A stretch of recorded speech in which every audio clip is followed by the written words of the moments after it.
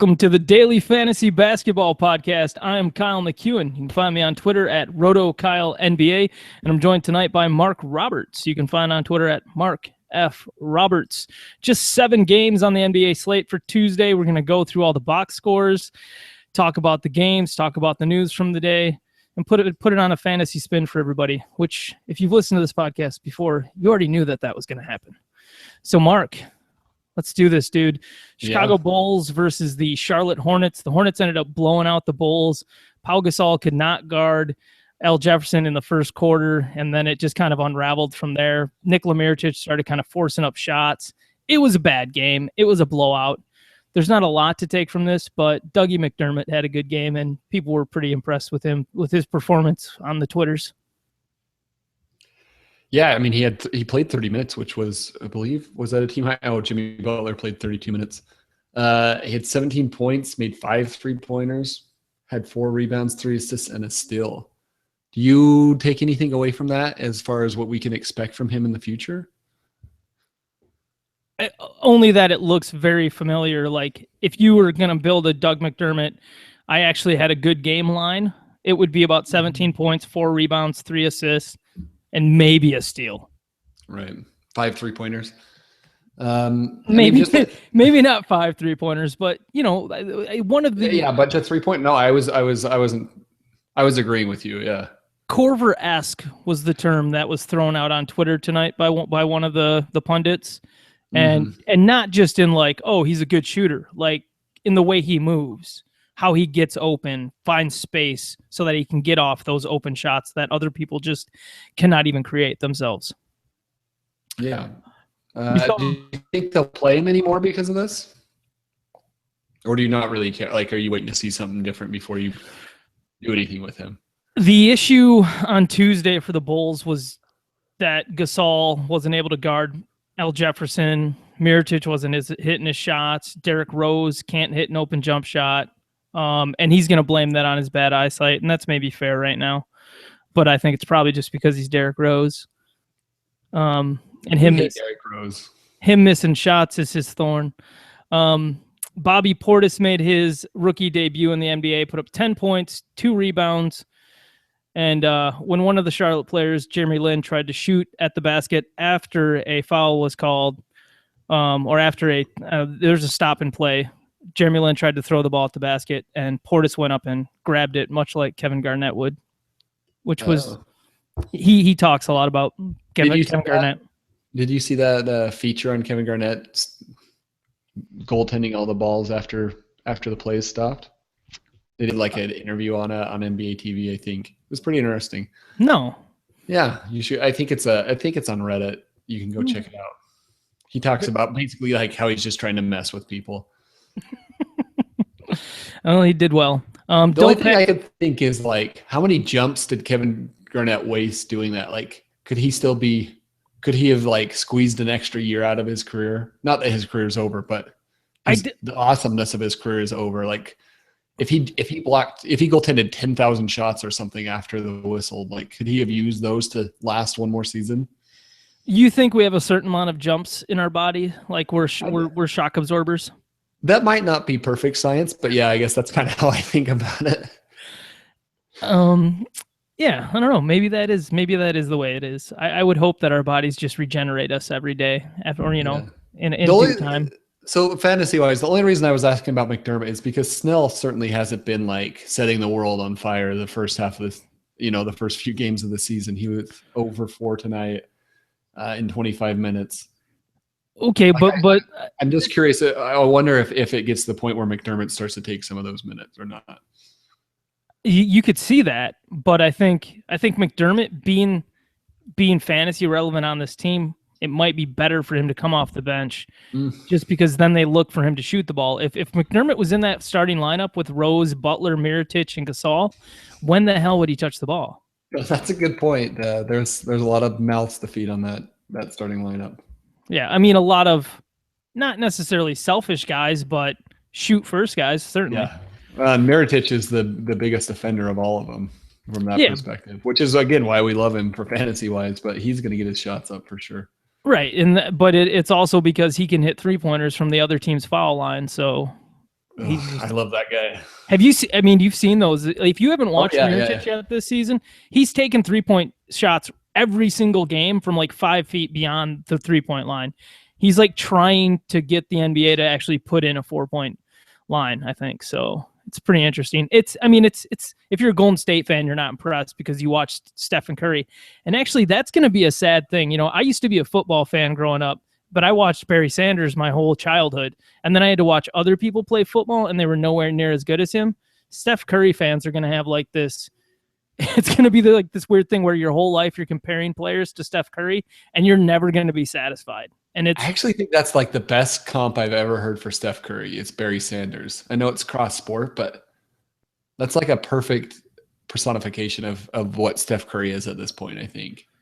What he does better and differently than what anybody else. Yeah, anybody else has done it. Yeah. I wasn't even trying to make that. So thanks.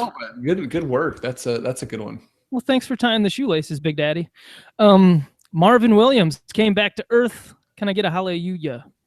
I mean, he still had fantasy value tonight, though, right?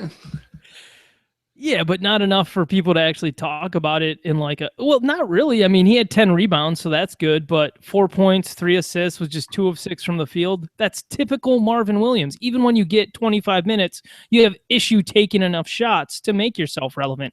Like, he's his own worst enemy, and that's been his issue his whole career.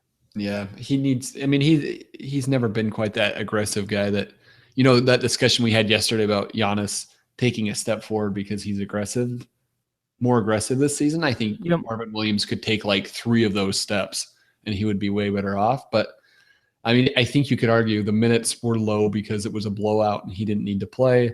And he still got 10 rebounds in the limited minutes that he played. You're right. And I mean, but can we keep it negative with Marvin Williams, please? Sure. He shot 33% from the field. He only had 4 points. There we go, Mark. No, I think the reason Marvin Williams has fantasy value so far this season is because he's playing in like the mid to high 30s in minutes. Yeah. So I guess I'm curious to see, did he play 25 minutes just because it's a blowout? In which case, Marvin Williams isn't good enough to hold fantasy value. Blowouts. It's just interesting. Like, do you think he'll like? I don't necessarily trust the 36 minutes that we've been seeing, and I don't know that it's going to be as low as 25 minutes either. It'll be interesting to see where he settles in. Right.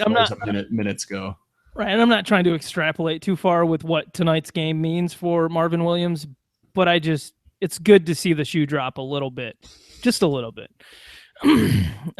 Nicholas Batum had 18 points, 8 rebounds, 3 assists. The only reason I'm bringing up Batum is because he's one of my favorite players to watch. Like, he just makes fun plays, and I just wanted to say that because it might lead to me actually watching a little bit more Charlotte Hornets than what I want to this season. PJ Hairston did not have his 3rd-year option picked up by the Charlotte Hornets in the last 2 days, and as a result of that, he actually tried to do well tonight playing basketball.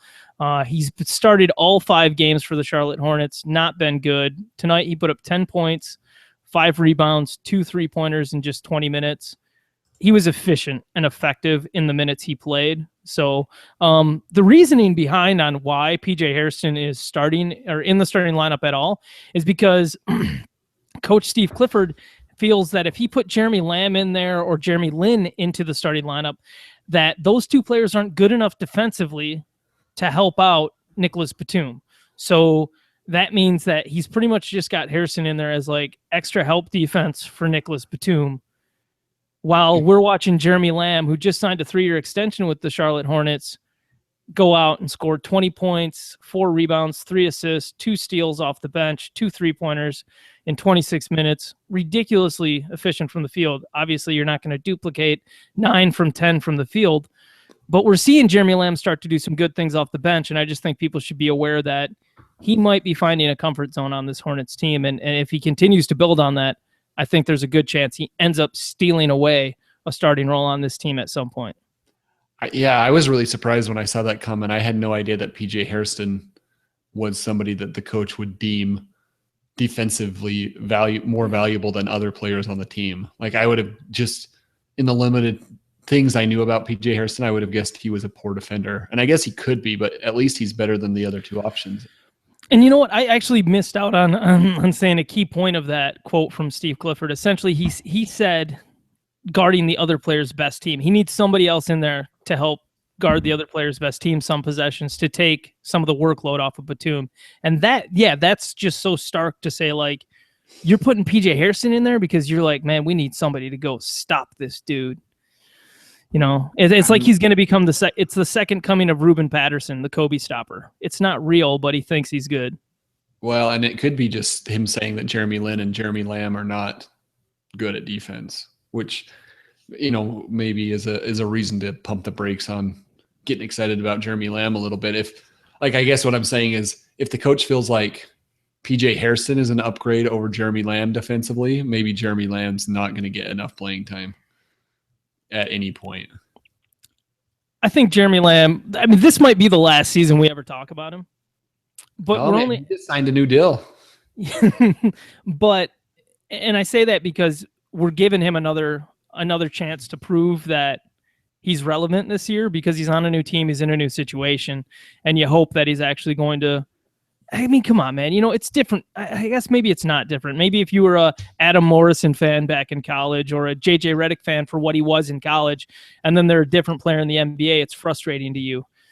And maybe that's the way I look at Jeremy Lamb is like, I don't get too hyped up about college players too much, but watching him in college, he was just so smooth that it was so fun to watch. And I would actually make a point to watch Connecticut games to watch Jeremy Lamb. So maybe that's my issue, is that I need to learn how to let go. You should have been watching his teammate, Andre Drummond, right? Weren't they college teammates? I don't know. I don't think they were there together. I think Lamb was there with not Hassan Whiteside, but who was that big dude that the Memphis Grizzlies took? Oh, second overall. Thabit, Hashim Thabit. So the Hassan was close. Hashim Thabit, I think they were on the same team, and then Lamb stayed for his second year. Isn't that what happened? I might be. No. That was Kemba and Hassan. I keep calling him Hassan. Hashim Thabit. I think Jeremy Lamb and Andre Drummond played together. That's so. I don't think it was. Lamb was drafted before. But that's a nice segue into our Andre Drummond night tonight. True that. We should get to the second. What he did. We should get to the second game. Andre Drummond had a career-high 29 rebounds in the Pistons' loss to the Indiana Pacers. Pistons came out in this game, were just destroying them in the first quarter. Looked good. Then the second unit came in, the backups. And in 7 minutes of Steve Blake running the backup contingent, the Pistons got just shellacked. Steve Blake was a -20 in his 7 minutes. So in the second half, Spencer Dinwiddie got the backup point guard minutes, and he at least was just a 0 in the plus minus, so he's a wash. But Stanley Johnson's probably the guy most people want to hear about. Stanley Johnson had 4 personal fouls in just 12 minutes. Didn't look too hot out there. Has played now 14 minutes and 12 minutes in the last 2 games. A lot of people are going to want to drop him. I'm waiting until the end of the week because this Pistons team, their second unit's been so bad that something's got to change in their next game. And we'll see. Here's the issue, though. The reason Stanley Johnson's not been good so far this year is, and if there's good players out there on your waiver wire, drop him. You know, like if there's somebody good who's going to have consistent value, feel free to drop Stanley Johnson, pick them up. Like, don't hang on to him just because I'm psychotic about him and because he's on my favorite team. Would you drop Stanley Johnson for Marvin Williams? No. I was hoping I could get you to agree to that one. No, not at all. It might be your least favorite player for your most favorite player. Sorry. I found a box score from 2011 from UConn Huskies that has Andre Drummond and Jeremy Lamb and Shabazz Napier in it. You know what? I probably watched Lamb.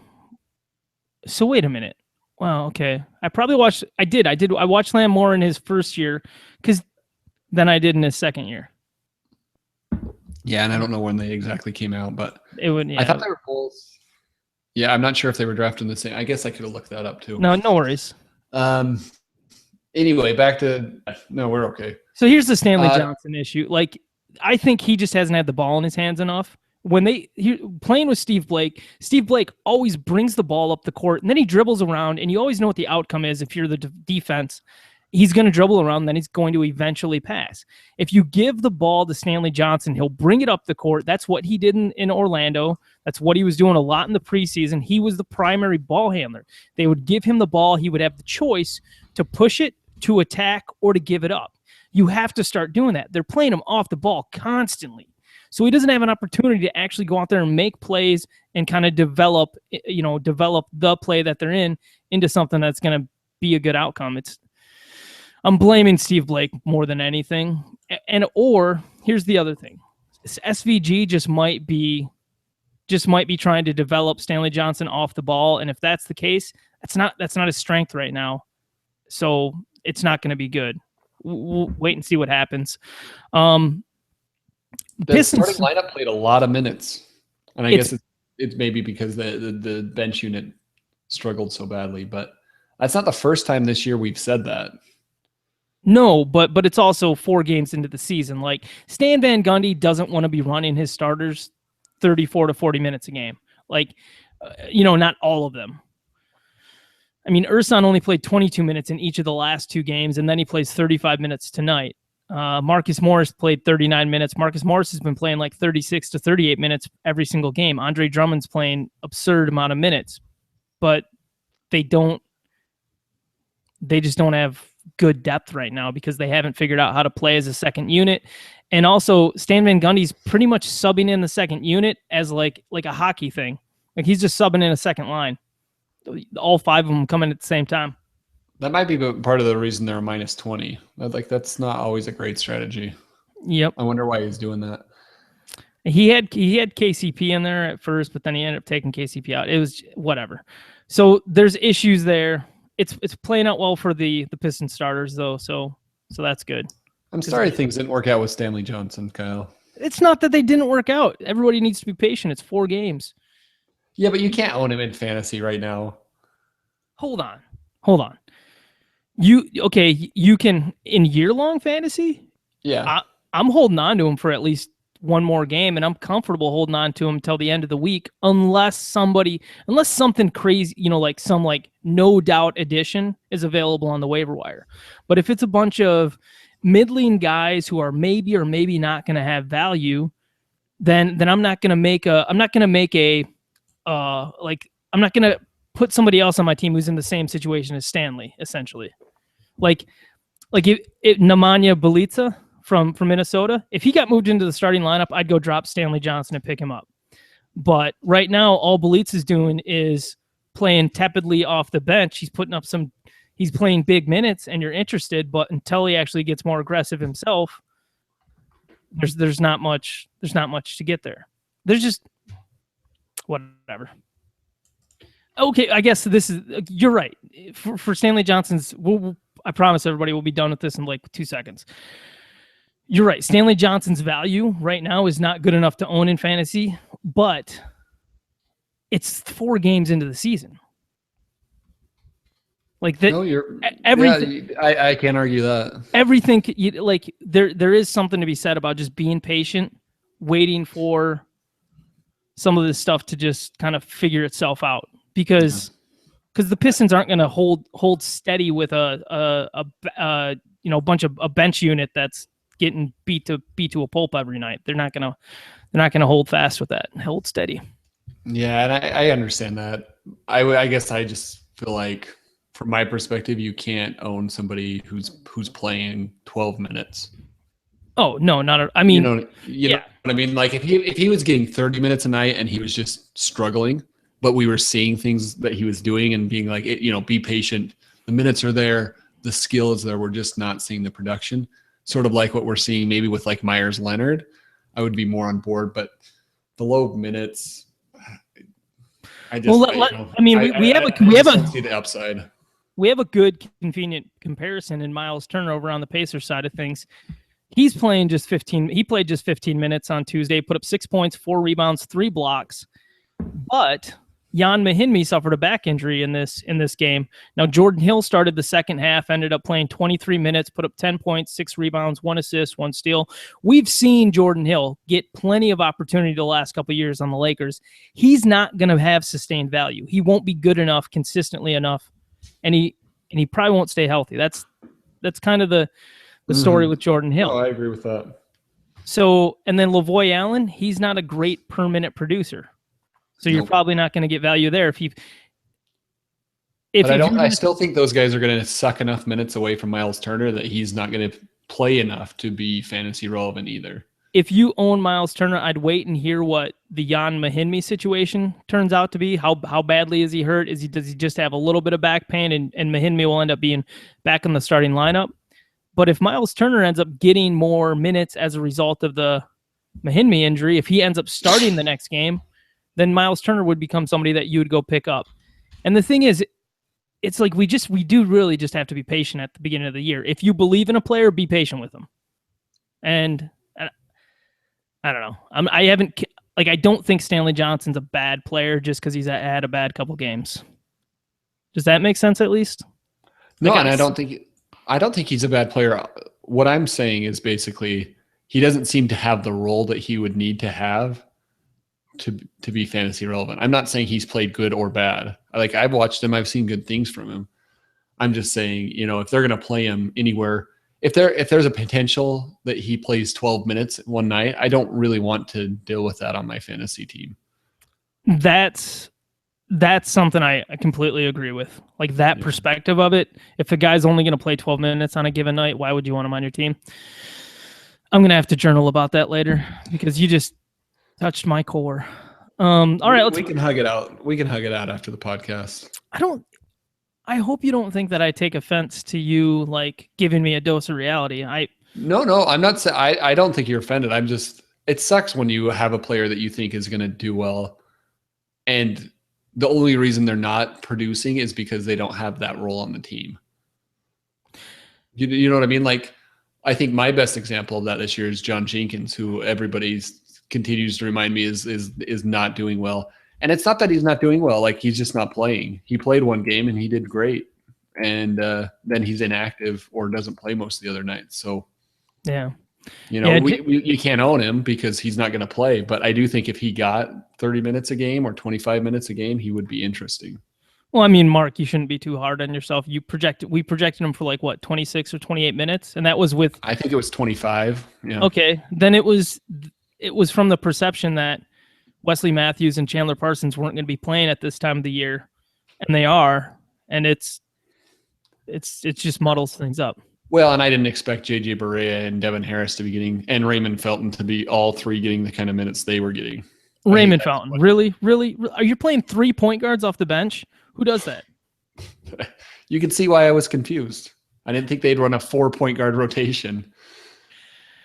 Rick Carlisle, you do not care. All I'm saying is we can hug it out, and you can make me feel better about Jenkins and.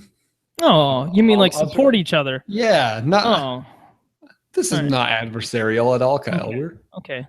We're on the same team here. Sometimes it's fun to tell you you're dummy, and right back at me. I hope. All right.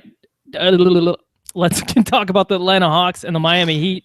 Paul Millsap played another 36 minutes on Tuesday. Al Horford had another good game, but Horford didn't take any 3-point shots tonight. Don't worry, he's still going to shoot them. He shot 5 3-point attempts in his last 3 games coming into Tuesday. Jeff Teague had a big night, 26 points, 6 rebounds, 9 assists, 1 steal, 2 3-pointers on 34 minutes. Rather than waffling between, maybe the Hawks are actually going to, I'm deluding myself. Where are you going with that? Well, Paul Millsap is playing more minutes this year. I think Al Horford's playing more minutes this year. Jeff Teague gets 34 minutes tonight.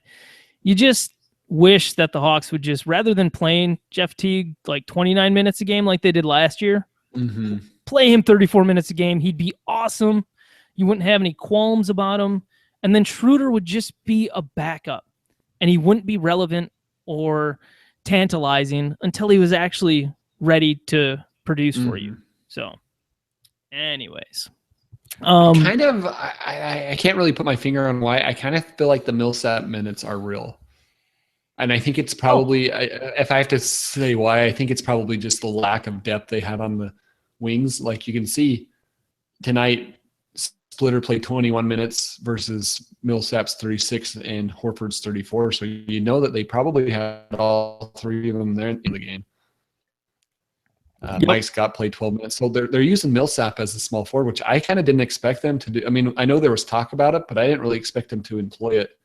But they're doing it. So I think his minutes are more real than, like, I'm not just gonna slough off and say, yeah, he's not actually gonna play that many minutes. I think there's right. Yeah. Yeah, you're breaking up a little bit, but yeah, Millsap. I think Millsap's minutes might be real. Right, yeah, and I agree with you. The one thing that might be changing that up a little bit, we saw Kyle Korver sit out one of a back-to-back set. We saw Thabo Sefolosha sit out one of a back-to-back set and then sit out tonight. It might be all the guys that some of the wing players they have sitting out that's kind of pushing them to give him these bigger minutes, and maybe that'll go away if they get healthy. But no team stays healthy, so we'll see what happens. Have you heard anything about Tim Hardaway? He's on the bench. Yeah, why? I mean, it doesn't make sense to me they would trade a first-round pick for him and then never play him. I think they deluded themselves into thinking he was an NBA player before they traded for him. And they probably just didn't. Maybe they didn't like whoever. Wasn't that a draft night trade? Yeah, it was the Jerry Grant pick, I think, to the Knicks. Okay, so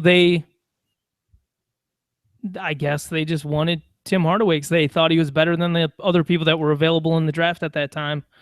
But if you're going to do that, you just don't never suit up Tim Hardaway? They saw him play basketball now that he's on the team, in live and in person, and they realize that he's like, I'm not even trying to be mean. Like, I'm trying to be realistic. Like, if you've watched Tim Hardaway play the last couple of years in New York, it wasn't fun. On the Miami side of this game, we saw Hassan Whiteside have another good game, was 11 of 12 from the field in just 31 minutes, 23 points, 14 rebounds, 4 blocks. Go Hassan Whiteside, man. He's getting it done. So congrats to everybody. Well, Kyle, you said it's 31 minutes. That's kind of a big deal for Whiteside. Like, we thought coming into the season, he might only play 24 to 26 minutes per game. Yeah, that's huge. But and no personal fouls too. So that's a shocker, actually. Yep. If he's going to play 30 minutes a game, I mean, he might be better than Gobert. There's been a lot of stats coming out that Hassan Whiteside plays way better with Dwayne Wade and Goran Dragic plays way better with Chris Bosh. So you might see them start to stagger the rotations a little bit, and anytime Wade's out there, you might get more out of Hassan Whiteside. And that's something I hope we can keep an eye on this season, just kind of cursory, is seeing, like, okay, if Wade's sitting out a game, does Whiteside have a bad game because people aren't finding him as well? Mm-hmm. So stuff like that. That'll be fun to kind of take a gauge at. Justice Winslow played 23 minutes, put up 4 points, 4 rebounds. The only reason I really mention him is because he did leave the game briefly for some sore lower back issue, but he came back and was able to stay in the game. Oh, biscuits. Gerald Green. I knew there was something more important from this Miami Heat game. Gerald Green was ill, and he was a late scratch, so condolences to anybody who had him in your daily games lineup. It's pretty brutal to have a guy scratch like 5 minutes before games tip off or before a game tips off. So, moving on to the Orlando Magic versus New Orleans Pelicans game. My boy Luke Babbitt was moved into the starting lineup, put up 8 points, 8 rebounds, 1 assist, 1 steal, 2 3-pointers in 28 minutes. Do we need to go add Luke Babbitt everywhere? Are you asking me or are you telling me? That was a question. I mean, he's not a permanent starter in New Orleans, so I don't expect him to get minutes once everybody's healthy, but who knows when everyone's going to be healthy. I don't know, because here's the situation under which they start over Eric Gordon or Tyreek Evans. No, Dante Cunningham. And he. So wait, do you think he's going to be the power forward to Anthony Davis's center? I don't know if they'll actually bring Tyreek Evans, put him back into the starting lineup when he's healthy. Interesting. I don't know if that's a lock to happen. And but they're still going to play him the 33 minutes a game that he's cut out for, whether that's as a starter or as a bench player. If Evans was coming off the bench, I know last year he got a lot of minutes when he played off the bench, but that was under Monty Williams too. So I don't know. I don't know that that's a guarantee.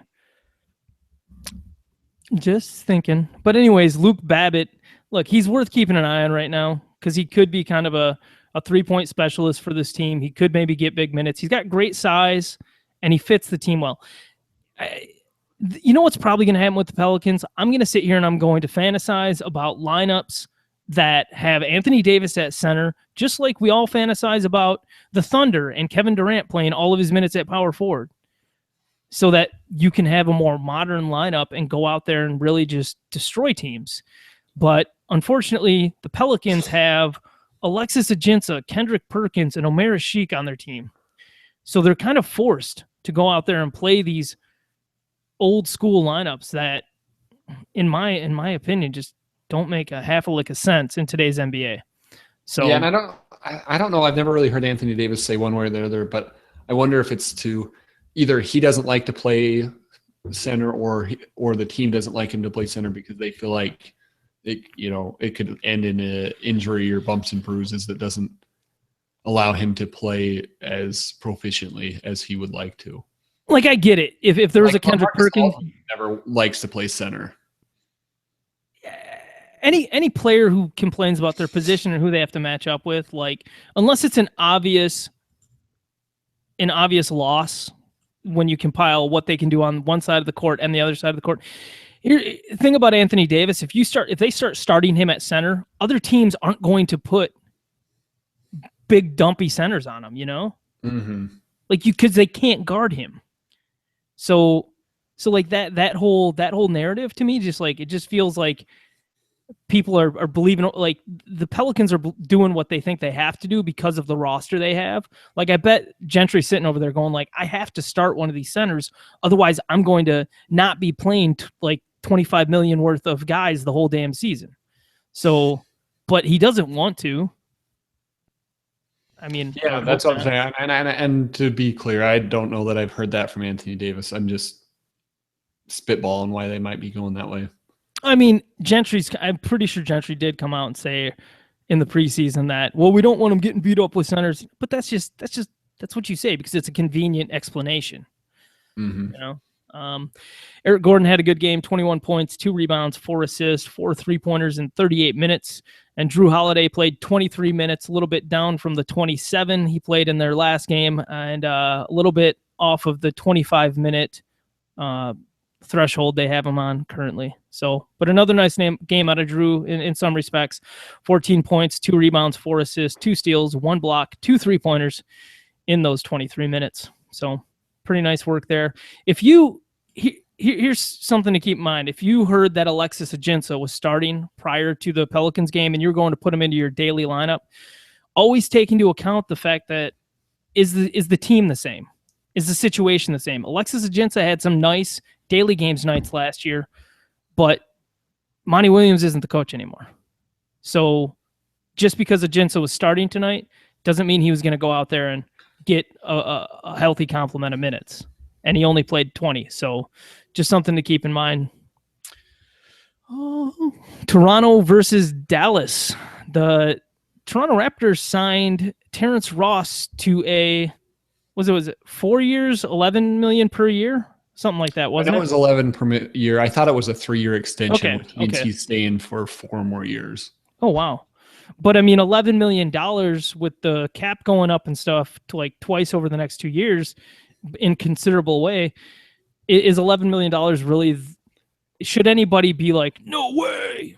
Well, I think that's what everybody's saying today. Like, how can he make $11 million? But if you sort of just divide 11 by the $108 million salary cap that there's going to be in a few years, I mean, that means he's going to be getting, 10% of the salary cap? Yeah, the mid-level exception's probably going to be $10 million or $11 million. Yeah, so, this doesn't mean So I think what some people are extrapolating, like, wow, he just got an $11 million deal. That means he's going to be starting soon, or that means they've really committed to him. He's going to play big minutes. I don't think that's what it means now or ever. Like what you're saying, if that's a mid-level exception money, that might mean all they expect from him is to be a solid backup, which sounds crazy, right? But that's where the salary cap is these days. I'm trying to see if Valanciunas actually played. Yes, okay, he played in the. Okay, cool. I think he played 32 or 34 minutes. 34.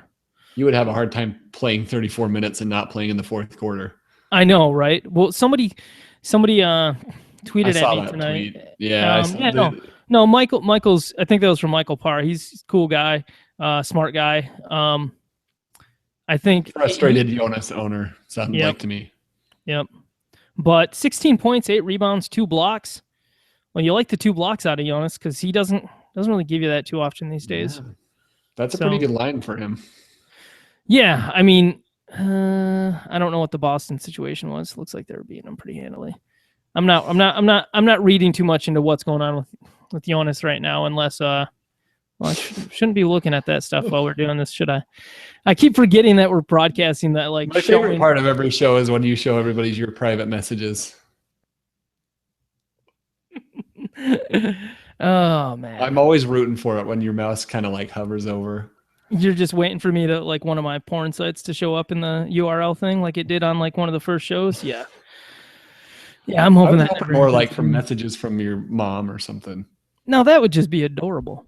Oh, Debbie, yeah. What are you doing today? Luis Scola, 19 points, 12 rebounds, 2 steals, 1 assist, 1 3-pointer. Holy cow. What do you think about Luis Scola playing 31 minutes as the starting power forward? Is this somebody who you are considering adding in any leagues, Mark? Nope. Just can you tell us why we should not pick up Luis Scola? Yeah, bring up his game log. That might help the discussion a little bit here. I didn't mean to be too flippant with that, but I mean, the first thing to notice is this is the first time he's exceeded 24 minutes this season. So even though he's been the starter, he's not playing big minutes. I'm not sure what happened. Next thing to notice is this is the first time he's gone over 10 points or 10 rebounds this season. Actually, sort of surprises I'm looking at this to see the rebounds as high as they have been this season. But, again, if you just take off this one box score and say, we have a player here who's averaging about 20 minutes a game, and he's averaging about, I don't know, call it 8 points a game, that's not someone that you would be interested in adding ever. So I think this is just one of those games that happens that, like, if you happen to have played him in daily fantasy, that's great, but it's not something that is going to be indicative of future performance. Early in the season, when you see a guy like Luis Scola, who you are not going to go pick up because you know that his value is not sustained beyond tonight, really. What you do is you go and you check your league and you see who does pick up Luis Scola, and then you probably pick up whoever they dropped because they panicked and dropped somebody who's good. So that's what I thought you were gonna say you go offer that guy a bunch of trades. You could definitely do that too. Oh, we found the shill. All right. Yep. DeMarre Carroll had a subpar game, just 3 points, but he played 34 minutes. He was 1 of 8 from the field, so he struggled there. You know what? There's a good don't overreact to a bad game either.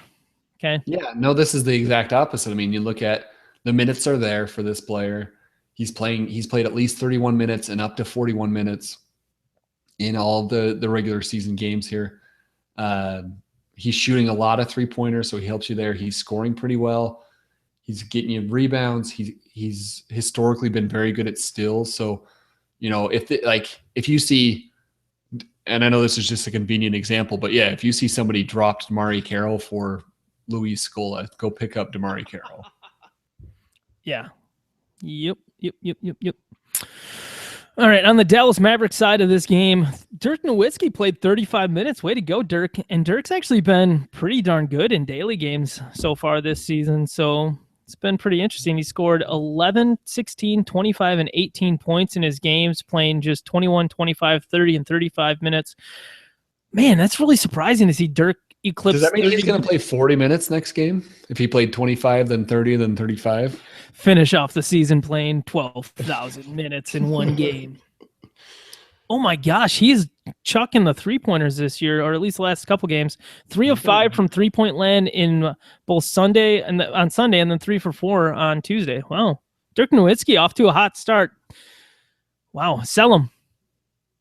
Seriously, like try to trade Dirk Nowitzki right now for. Is that because you don't think he can be this productive anymore, or because you don't think he'll either stay healthy or kind of keep playing this level of minutes? Like, what is the part of you that you feel like this isn't sustainable? They said they only wanted to play him 26 minutes this season. That's from the mouth of the coach, Rick Carlisle. How many minutes did he play last year? You know, he's 37 years old. It was like 27, 28 or something. Yeah, he played just under 30 minutes last year, and they're talking about only playing him 26 minutes a game this year. His shooting's unsustainable right now. He's shooting 55% from the field, or he was through his first 3 games, 56% from 3.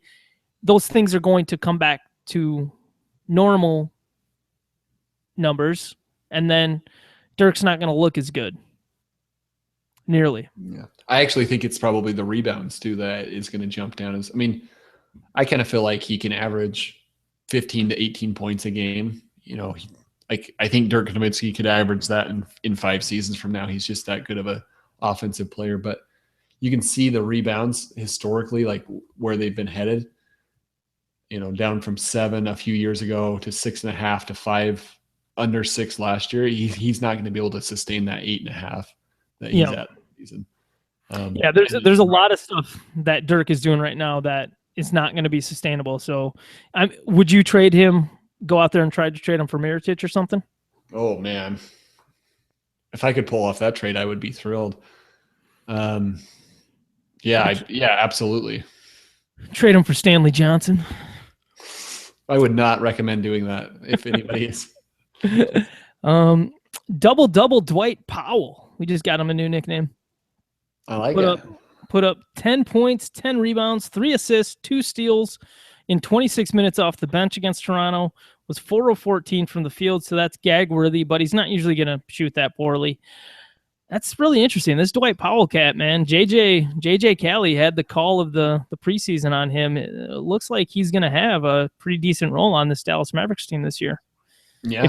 If you're playing in like a 16, 18 team league, I'd probably be rostering this guy right now to see what happens. Yeah. Yep. Absolutely. All right. So we already talked about John Jenkins was inactive. Justin Anderson played just 1 minute. We all hate Raymond Felton. Let's go on and take a look at the final 2 games of the night that are still going on a little bit.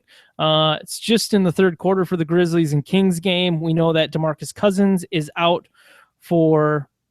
he was out for tonight's game. He's going to try and return Friday, I believe he said. Does that make you at all, his specific injury, does that make you at all nervous? Absolutely. Strained Achilles are scary. Anything to do with like Achilles, calves, that stuff lingers, man. And it gets aggravated. So we're like, your strained Achilles turns into a torn Achilles, and then your career is different than it used to be. Yeah, I don't know. You know, the thing is about torn Achilles, they just seem to happen when nobody, I didn't hear anything about Brandon Jennings. And I also feel like all the guys that have torn their Achilles, I feel like if there was a warning sign prior to them that we would have heard about that. And I never read about that, he was dealing with this for a month and a half and then all of a sudden snap. It's always just like, well, shoot, that guy just went down and nobody touched him. He's dead. Yeah. No, that's a good point. The thought of his Achilles being weak, it makes me nervous. Mark, why don't you tell people what Willie Cauley-Stein in his start with DeMarcus Cousins being out has done so far in 19 minutes? Yeah, I mean, first of all, 19 minutes in the first half. Are we even through the first half? Yeah, through the first half. 19 minutes is good. He's shot 2 of 2 from the field, which is okay. not a lot of shots. He's 1 for 4 from the line. So he has 5 points, 1 rebound, and 1 steal. We've got the haterade for Cauley Stein, mostly from the perspective that he's not a great per minute producer. Is that accurate to say? Yeah. His college stats don't necessarily translate to the type of production that you would to fantasy relevant production, even if he gets like 28 minutes a game. Worst pick of the top 10 from this year, absolutely. And not surprising that which team it came from. I will say that Cauley Stein, like the category I've been saying all along that he could be useful in is steals, which is not what you would expect. Like he's a big guy. You would expect maybe rebounds or blocks or something else. I think he's going to be very poor in points. He's going to be less good in rebounds and blocks than you think, but I think he could be useful in steals. Very cool. If it sounds like Cousins is going to be back in short order, but while Cousins is out, keep an eye on Omri Caspi for daily game stuff. He has the propensity to drop a big game every once in a while, and with like diverse stat line that you're just like, what? How? Where the hell did that come from? It didn't come tonight so far. Rajon Rondo's been playing really well, Mark, as far as fantasy wise goes. Do you putting any stock in that? I was sort of drafting him late in drafts, so I've been happy with him so far. I mean, some of the things you don't think are going to actually continue. Like I don't think his percentage is going to be. I think he's shooting 52%, 53%. That's not going to probably continue. But we know that he can get a lot of assists. So good rebounder for a point guard. Yeah, good rebounds. He's scoring a bit more than we would think, but other than that, I think there's nothing that seems not real about his production. He used to be an elite steals guy when he got enough minutes, but is he going to get enough minutes to get to that 1.5 to 2 steals per game that he used to give you every single game back when he was good? Yeah, I think he's going to get the playing time in Sacramento. Well, I mean, through the first 3 games, he had 25 minutes, 24 minutes, and then 33 minutes. And then tonight, he's going to probably play a lot. Yeah, it looks like he's... I guess I'm more surprised by the 25 and the 24 minutes being low than the 33 minutes being high. Even though I'm surprised by the 33 minutes. Like, I didn't think that was a possibility. Because I look at this Darren Collison and Rondo. Everybody's kind of been on the Darren Collison, like he's going to eventually take his job, and I guess I could see that, but I don't know. I guess I've just so far been on the Rajon Rondo side of it. I need to watch a dang Sacramento Kings game. I've been avoiding them. I just don't want to watch. Wait until Boogie gets back. If you're going to sit through that, you might as well watch Boogie play. Thanks for looking out, man. Really appreciate that. You don't want to watch this team play. No, not at all.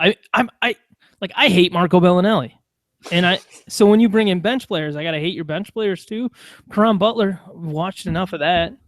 I actually thought you were a down on Collison. I feel like we had the same discussion last year, except for it was reversed. I was pro Collison and you were anti Collison. I don't like him because he doesn't get you. I don't think he gets you steals and stuff. Like, I hate guards who don't get you steals. Mm-hmm. I absolutely hate them. And he also doesn't shoot many 3-pointers. So you're not getting steals. You're not getting 3-pointers out of him. I guess he did get 1.5 steals per game last year. Well done. Way to rub it in my face. And he was also playing 35 minutes per game. So, yeah. Yeah, and then didn't he blow out some part of his life? I can't remember. I don't remember what he did. There's a reason he only played 45 games. Yep. Whatever. Hey, congrats to any Rondo owners who have enjoyed the 2 back-to-back 21-point games. Like, that's awesome. But I would be trying to sell high on Rondo because there's like all this talk about George Karl. Maybe it was just because the Vegas lines were getting shoved around on Twitter today, but there's a lot of conversation about Karl and like who's going to get fired first. And it's like, whoa, really? Already? Who's the favorite? I think George Karl is the top. Really? Derek Fisher is right below like George Karl and like Lionel Hollins or something. Yeah, Lionel Hollins would be maybe my pick. Yep. My secret pick would maybe be Dave Yeager. Memphis has struggled so far this season, and they have expectations. Like, I guess I would say the thing with, I don't know, Lionel Hollins or whoever is there's not a lot of expectations there. So there's the heat's not going to get turned up. It would just have to be sort of like a Brian Shaw situation where it was so depressing for the players. They just had to get him out of there. If Memphis was going to fire somebody, I think it's more likely they fire the front office and John Hollinger and those guys, and then put Dave Yeager into like a Van Gundy or Popovich role where they're the president. Whoa. Or he's in charge of everything, so he can actually build the team he wants, because he's an advanced stats guy, and you've had him out there running with, Jeff Green, and I'm not a big Courtney Lee fan. Tony Allen has his purpose, but if you're going to have Tony Allen on your team as a defensive stopper, you need a lot of shooting. Yeah. And I get it. Zach Randolph's good in the same way that LaMarcus is good. He does stretch the floor in his own way, but it's on those inefficient 2-point shots that just leave you wanting. Here's my confession about the Grizzlies. I still don't know who the hell JaMychal Green is, who Jordan Adam is, and then there's like one other guy on their team where it's like, I have some kind of concept of who everybody is. I don't know what these guys look like, because, and it feels like they've been on the team for the last 3 seasons, just cycling on the bench. Every once in a while, somebody will get 6 minutes for a game. It's just a weird team, man. Mm-hmm. And I'm glad that the Grizzlies were able to re-sign Marc Gasol, but now that they have him and they have him locked down, I would almost blow it up. Well, that's what I'm saying. Like, the Grizzlies are expecting, like, not that this is reasonable, but in their head, they're thinking a good season is home court advantage in the playoffs. And I do think they'll make the playoffs, but all I'm saying is there's a chance they go like 5-15 or something, and then Yeager's out. Who would you build around? How old is Marc Gasol? I think he's 30. Yeah, you can't do that. It's just a tough thing because like Zach Randolph and Tony Allen are so unique to that team, and they're like, that's the essence of their team, but they're getting old and they have holes in their game at the same time. So it's like, I don't feel like they can move on until they get rid of those 2 players. But at the same time, those are the 2 like heart and soul players of their team. I just don't know how a numbers guy like John Hollinger goes out and trades for Jeff Green. Well, he's not the only one running the front office. Like, if you've read anything that Hollinger wrote about Jeff Green, you know that he didn't make that trade like by himself. I think his role with the front office, at least from what I understand, is a little bit overblown. Like, I think because he was such a media presence, he's put up as like he's the decision maker, and I don't think that's the case. I think he helps make some of the decisions. Is it Chris Wallace that's in charge there? Did they like bring? I don't know. Yeah, and I don't know that it's definitely even one person. I just think that's just it. The face of the Grizzlies has become John Hollinger, their owner Robert Pera, who's like a young guy who hangs out with not Justin Bieber, but Justin Timberlake. Yeah. And whoa, Timberlake fans out there, I'm with you. I'm not like a big Timberlake fan or anything, but I apologize for the confusion or by saying the Bieber word after his name. On the other side of this Memphis game, Sacramento, we already talked about, and I don't know why I just did that. Denver Nuggets versus Los Angeles Lakers, the Emmanuel Mudiay versus D'Angelo Russell game. Damn it, D'Angelo. I'm like, Jordan Clarkson's having a good game. D'Angelo Russell's like, I don't like him, but I'm kind of rooting for him to do well because I just want him to overcome the swamp that is Byron Scott. That's what and reportedly he's dating a Kardashian for whatever that's worth. No. Yeah. Oh God, dang it. So if you needed one extra reason to drop him, maybe that's your extra reason. Well, I mean, all right, what's D'Angelo Russell? Is he ownable in 12-team leagues, or would you hold on to him due to the potential there? No, I mean, I think that's what I'm saying is he hasn't played well enough. Now, he's a little bit harder of a situation for me than Stanley Johnson because he is playing at least borderline fantasy relevant minutes. He played 26, 23, 27, and then tonight he's only played 13, but you figure he's probably going to get close to between 25 and 30 again. So, yeah, you're not dropping this cat right now. I just feel like, I mean, I know he's available in the listener league that you and I play in, and oh no, I mean, I've got a waiver claim on him. Okay, well, I'll go put one in too then. Yeah. As soon as I saw him dropped, I was like, "Come on, guys! Like, you have to be." He's the starting point guard, right. And he's a rookie, and it's been a week. It has been a week today. I know it seems like we've been watching basketball for a month already, but it's been a week, y'all. Like, you got to give him some time.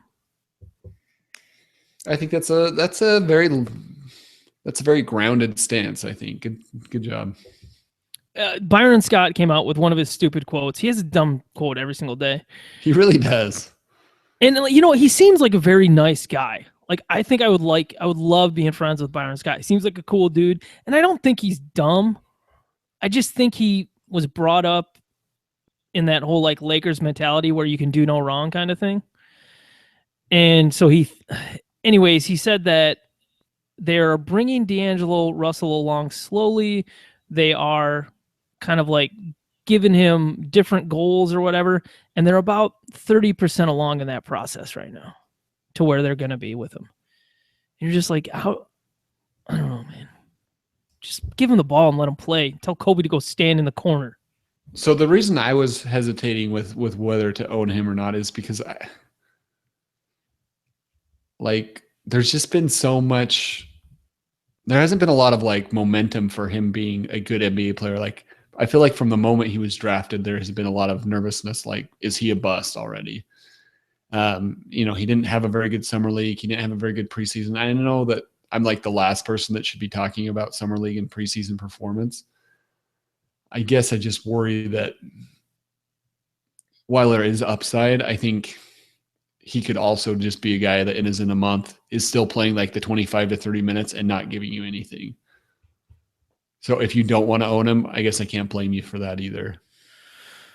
But we always talk about during drafts that it's so hard to get assists off the waiver wire. So if somebody drops D'Angelo Russell, that's your chance to get assists off the waiver wire. So get those assists and then worry about it later. We all know that D'Angelo Russell is a competent, good passer. He doesn't have the ball in his hands enough to do it. This Lakers team is really weirdly constructed. Jordan Clarkson's having a hell of a game, so let's give him some props and talk about something positive. 20 points, 1 rebound, 1 assist, 8 of 10 from the field, 4 of 5 from three-point. Holy hell. In 17 minutes just so far at halftime right now for the Lakers. Lou Williams at halftime has played 16 minutes. That's...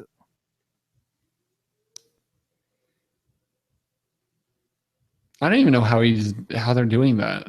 I want to break my own stuff in my house right now because Lou Williams is taking away minutes from meaningful players. Roy Hibbert only played 6 minutes in the first half of this Denver versus Los Angeles game. Denver has Joffrey Laverne and Nikola Jokic out. So they started J.J. Hickson at center. He's played just 7 minutes in the first half. Kenneth Faried got 18 minutes in the first half. Their options in the front court on Tuesday night are Darrell Arthur, Kenneth Faried, J.J. Hickson, and then running Danilo Gallinari at power forward. But it's impressive they were able to pretty much play Roy Hibbert. Like, with their limitations, they were able to play Roy Hibbert off the court. And now it's just going to be Julius Randle matching up versus Kenneth Faried at center. And I thought that might have been something that Julius Randle, they could have just both fed each other in some ways by their bad decision-making and great rebounding and stuff like that. Because Julius Randle, he had a hell of a game the other night, man. He ended up putting up, biscuits, 22 points and 15 rebounds, 4 assists, 4 steals in 34 minutes back on Sunday. I don't remember talking about that because I feel like I would have been, I would have like made I something. missed that one, to be honest. Yeah. But in between Julius Randle's 2 good games that he's had so far this year, he had a really bad game. 5 personal fouls, 5 turnovers, 3 points, 2 rebounds. I don't know, man. He's more intriguing to me than he was in the preseason, at least, you know? Yeah. I mean, he's getting the minutes, right? So that's helpful, but he basically just has that one good game. I know you're counting that 15 and 11 as a good game, but that's a pretty empty line to me. He shot 5 of 13. He didn't get any rebound or any steals or blocks. Right. If you're shooting 5 of 13 as a power forward, and you're getting nothing else besides the rebounds is really the only thing there. And 11 rebounds is nothing. Like, it isn't so special that you feel like that's going to sustain its value. 15 points and 11 rebounds in 30 minutes it's pretty damn impressive. But you're right. Are you getting enough elsewhere to make what he does there? Is it enough? Is the impressive stuff he's doing on a given night in rebounding and points enough when you aren't regularly getting blocks, steals, or 3-pointers or good percentages? So that's kind of the thing. And maybe that's what Julius Randle becomes, a better scoring version. A worse Zach Randolph. A worse Zach Randolph. Yeah, there you go. I was trying to find some way to compare him to JJ Hickson, but no, don't do that. I know we're not that mean. That's all I've got for notes today, man. Yeah, sounds good. All right, guys. Thank you so much for listening to the podcast. I'm Kyle McEwen. You can find me on Twitter at RotoKyleNBA. And Mark, where can they find you? Hey, you can find me on Twitter at Mark F. Roberts. Sorry, switched it up a little on you. No, it's okay. All right, guys, you can find our website is dailyfantasybasketballpodcast.com. Reminder that we do have the rest of season projections up there that you can use to help identify guys who are playing better during this year, to help maybe you find out some trades that you might want to go after.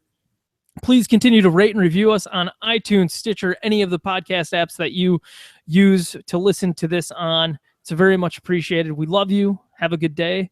And our theme music is Happiness is All the Rage by The Promise Ring. And you can find their music at jadetree.com. Peace out, homies.